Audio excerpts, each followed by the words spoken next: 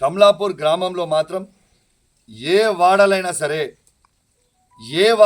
సరే దయచేసి కమలాపూర్ గ్రామంలో ఏ వాడలైనా కూడా మీకు సేమ్ టు సేమ్ మీకు రోడ్లు చేసింది కేసీఆరే, మీకు మోరీలు కట్టించింది కేసీఆరే, ఆఖరికి కుల సంఘాల భవనాలు కట్టించింది కేసీఆరే, కమలాపూర్ గ్రామంలో బస్టాండ్ ఉండాలని బస్టాండ్ కట్టించింది కేసీఆరే, ఆ బస్టాండ్ కూడా కట్టించింది కేసీఆర్ అన్నప్పుడు అది కంప్లీట్ చేసే సొయ్యి కూడా ఈ కాంగ్రెస్ ప్రభుత్వంకి లేదు.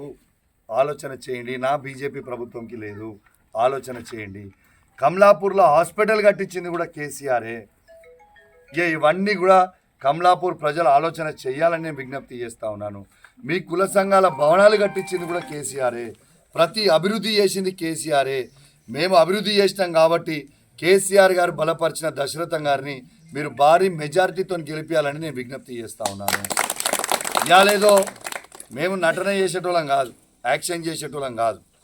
మా హుజురాబాద్ నియోజకవర్గంలో గెలిచినా ఓడిపోయినా మేము ఊరు పట్టుకొని ఏడుస్తాం, మేము ఊరు పట్టుకొని ఉంటాం.